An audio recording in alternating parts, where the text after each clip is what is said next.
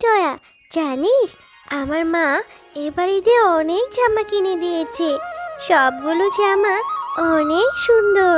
তোর মা তোকে কি কিনে দিয়েছে রে? ওকে আবার ওর মা কি কিনে দিবে রে? ও তো আগের বছরও একটা জামাও কিনেনি, পুরান জামা পরে ঈদ করেছে। কি, পুরনো জামা পরে আবার ঈদ হয় নাকি? আমার মা সব সময় ঈদে আমাকে নতুন জামা কিনে দেয়, আমাকে অনেক জামা কিনে দেয়। আগের বছর আমার মায়ের কাছে কোনো টাকা ছিল না, তাই তো আমাকে কোনো জামা কিনে দিতে পারেনি। তাই আমি পুরান জামা পরে ঈদ করেছি। কিন্তু এবার আমি মাকে বলবো আমাকে নতুন জামা কিনে দেওয়ার জন্য। তারপর আমি জামা পরে তোদের সাথে ঘুরবো, ঈদ করবো আমি। তাই নাকি রে টয়া? আগের বছরও তো বলেছিলি তোর মা নাকি তোকে নতুন জামা কিনে দিবে, কই দিল না তো? তুই তো সেই পুরন জামা পরে ঈদ করলি। শোন টয়া, তোকে আমরা এবার বলে দিচ্ছি, তুই যদি এবার নতুন জামা না কিনিস তোকে কিন্তু আমাদের সাথে ঘুরতে নিব না। বন্ধুদের এমন কথা শুনে টয়া মন খারাপ করে বাড়ি চলে আসে। মা, তুমি এবার ঈদে আমাকে নতুন জামা কিনে দিবেই দিবে, না হলে আমি কিন্তু বড্ড মন খারাপ করব। মা রে, আমার শরীরটা কিছুদিন যাবৎ বড্ড অসুস্থ, কোনো কাজও করতে পারিনি। বাঘিনী ভাবি যে কি বলবে আল্লাহই ভালো জানে। যাই হোক, যে কয়দিন কাজ করেছিলাম সেই কয়দিনে টাকা যদি দেয় তাহলে তো নতুন জামা কিনে দেবো রে মা। কবে কিনে দিবে মা? ঈদের তো আর মাত্র 2 দিন আছে। আমাকে যদি তুমি এবার নতুন জামা কিনে না দাও তাহলে কিন্তু আমি বাড়ি থেকে বের হয়ে যাব, আর কখনো আসবো না। মা রে, তুই কষ্ট পাস না, আমি তোকে কথা দিলাম বাঘিনী ভাবির কাছ থেকে টাকা নিয়ে এসে তোকে মার্কেটে নিয়ে যাব, আর তোর পছন্দ মতোই তোকে একটি জামা কিনে দেব। আর মন খারাপ করিস না রে মা। বলছি বাঘিনী ভাবি, আমার কাজগুলো সব শেষ, বাকি যেগুলো আছে সেগুলো করে দিব। কিন্তু একটা কথা ছিল বাঘিনী ভাবি। বাঘিনী ভাবি, আমি যে কদিনে কাজ করেছি সেই কদিনের টাকা কি আমাকে দিতে পারবেন? আগে যে কয়দিন কাজ করেছিলাম সেই কয়দিনের টাকা যদি দিয়ে দিতেন তাহলে আমার মেয়ের জন্য আমি একটা জামা কিনতে পারতাম। আমার মেয়েটা যে জেদ করে বসে আছে, সে ঈদে নতুন জামা পরবে। ঈদের যে আছে আর মাত্র 2 দিন।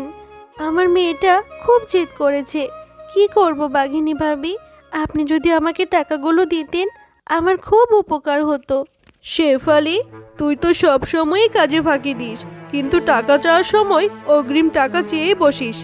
আজ 5 দিন পর কাজে আসলি আর কাজে এসেই টাকা চাইছিস? আর এটা তো রোজার মাস, ঈদের জন্য আমার অনেক কেনাকাটা হয়ে গেছে, আমার অনেক টাকা খরচ হয়ে গেছে।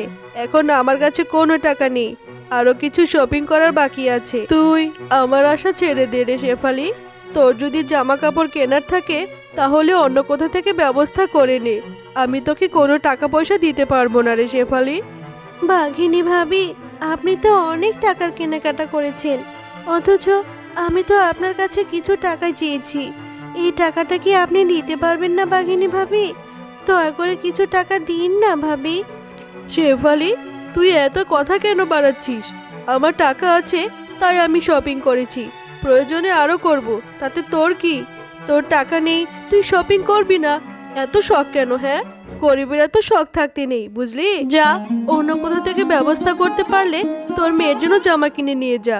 এখানে শুধু ঘ্যান ঘ্যান করে সময় নষ্ট করিস না, আমার চোখের সামনে থেকে দূর হ। বাঘিনী ভাবি, আমি তো এমনি এমনি আপনার কাছে টাকা চাচ্ছি না, আমি তো আমার কাজের টাকাই চাচ্ছি। দিন না বাঘিনী ভাবি। বললাম তো আমার কাছে এখন টাকা নেই, সব টাকা শপিং করাতে শেষ হয়ে গেছে। আমি তোকে এখন কোনো টাকাই দিতে পারবো না, এই মাস শেষ হলেই আমি তোকে টাকা দেব। আর হ্যাঁ, বাকি যতগুলো কাজ আছে সম্পূর্ণ কাজ শেষ করে তারপর যা। মেয়েটাকে যে কথা দিয়ে আসলাম যে কাজ থেকে ফিরে তোকে নতুন জামা কিনে দেব, কিন্তু বাঘিনী ভাবি তো আমাকে কোনো টাকাই দিল না। এবার আমি আমার মেয়েকে কি বলবো, কি জবাব দেবো ওকে আমি? নতুন জামা না কিনলে যে মেয়েটা আমার খুব মন খারাপ করবে। মা, তুমি চলে এসেছো। আমি কতক্ষণ ধরে তোমার জন্য অপেক্ষা করছিলাম। তুমি না বলেছো কাজ থেকে ফিরে আমাকে তুমি নতুন জামা কিনে দিবে। চলো না মা, এখন যাই। মারে, বাঘিনী ভাবির কাছ থেকে তো আমি একটা টাকাও পাইনি। তোকে আমি নতুন জামা কি করে কিনে দেবো রে মা? তুই মন খারাপ করিস না রে মা, আমি দেখি কোনো এক ব্যবস্থা করতে পারি কিনা। না মা, আমি কিচ্ছু শুনতে চাই না। তুমি আগের বার আমাকে একই কথাই বলেছিলে, কিন্তু আমাকে কোনো জামা কিনে দাওনি।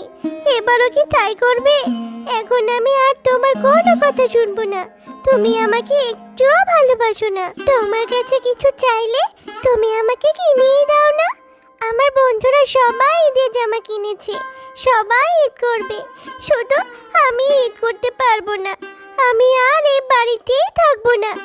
আমি চলে যাচ্ছি। এই সব কথা বলে টয়া বাড়ি থেকে চলে যায় আর বসে বসে মনের কষ্টে কাঁদতে থাকে। টয়াকে কাঁদতে দেখে হঠাৎ করেই সেখানে একটি পরী চলে আসে আর টয়াকে পরী বলে, কি হয়েছে ছোট মেয়ে, তুমি এভাবে বসে কাঁদছো কেন? কত ছোট তুমি, তাহলে তোমার এত দুঃখ কিসের? কেন তুমি এভাবে কাঁদছো বলো আমাকে। এরপর টয়া পরীকে সব কথা খুলে বলে। সব কথা শুনে পরী বলে, ও এই ব্যাপার, তুমি মন খারাপ করো না। এই না জাদুর ফুল, তুমি এই ফুলটা তোমাদের বাড়ির উঠোনে যে গাছ আছে সে গাছের গোড়ায় রেখে দিবে। তারপর দেখবে তোমার মনের ইচ্ছা সব পূরণ হয়ে যাবে আর সকল কষ্ট দূর হয়ে যাবে।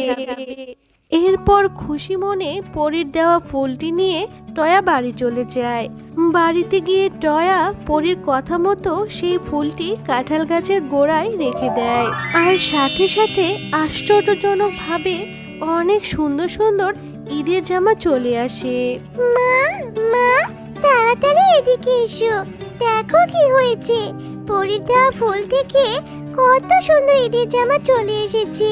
আমি এবার ঈদে নতুন জামা পরতে পারবো মা, তাও আবার অনেকগুলো জামা। যখন যেটা চাই সেটাই পরতে পারবো মা।